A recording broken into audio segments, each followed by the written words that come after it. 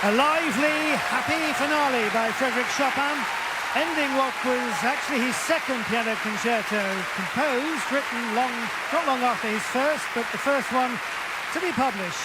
So it's come down to Hus as his piano concerto number one, very much designed by a 20-year-old to be a virtuoso showpiece, played tonight in this live broadcast on Radio 3 from the Royal Festival Hall by a virtuoso of today, the Japanese pianist Nobuyuki Tsujii, joining the Philharmonic Orchestra and their conductor Santru Matthias Ruveli, who has come back onto the stage with tonight's soloist arm in arm as he takes the applause. Huge following around the world, and I think many of his fans in the Royal Festival Hall tonight. Blind since birth, he shot to fame when he competed in the prestigious Van Cliburn International Piano Competition in 2009.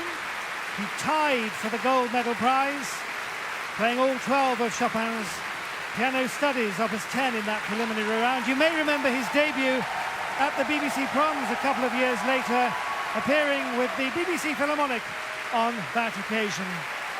Back onto the stage he comes. Oh, and he's sitting down.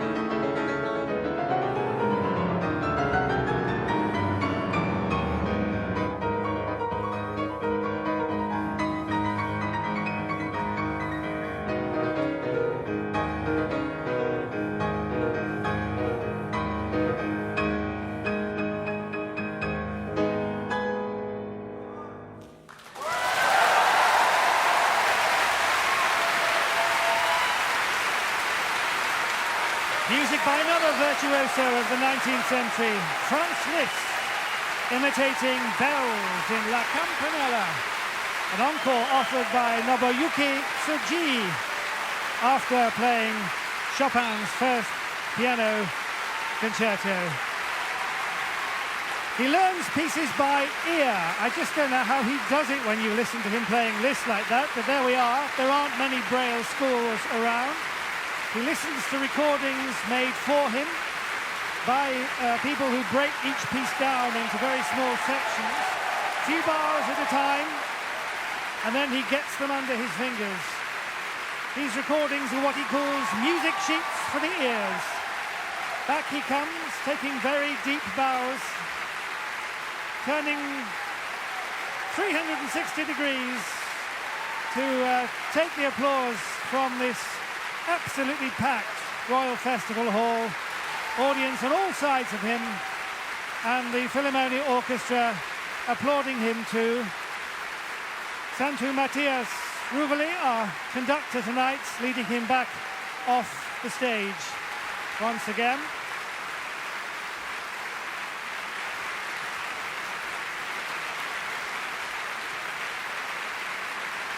He's standing in the wings. The door hasn't closed yet. More cheers. I think he might be persuaded to come out one more time. Yes, here he comes. Well-deserved applause. Such power in his playing. I read a review in the Daily Telegraph from their music critic Ivan Hewitt from a few years ago that said skeptics might suggest that his adoring fans, and for that matter hardened critics, could be seduced by the overall miracle that he's created by being able to play, having never been able to see the piano, and that maybe they're not really listening to the music making. But that would be wrong, said Ivan Hewitt, because his playing is remarkable by any standards, and I think he's certainly proved that tonight.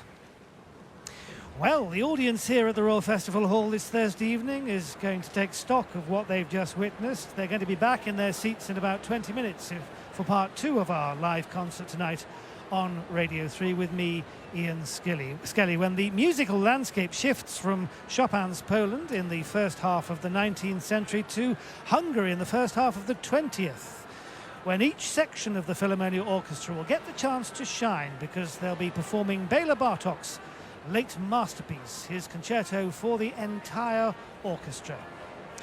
Well, here on Radio 3 during the interval I have a couple of pieces by 2 other Hungarian composers. The first one is played by tonight's soloist you've just heard, Nobuyuki Tsujii.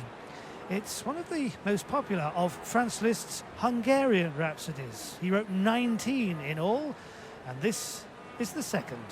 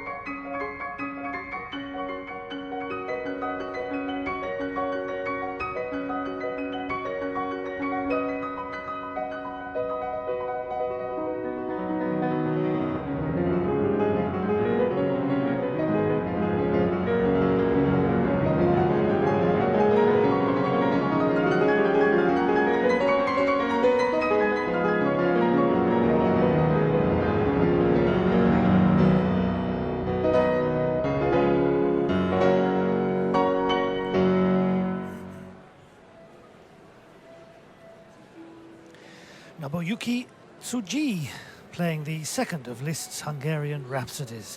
Liszt employing original, authentic folk tunes and dances he'd heard when he was growing up in Hungary, as well as melodies and ideas of his own making in that piece. Well, before we hear part two of tonight's live concert given here at the Royal Festival Hall by the Philharmonic Orchestra, soon to be performing Bartók's Concerto for Orchestra, which contains more than a hint or two of the same kind of music, here are a few more Hungarian tunes. 5 Hungarian dances, ancient ones, arranged for wind quintets by the 20th century Hungarian composer Ferenc Farkas. They're played by the Galliard Ensemble.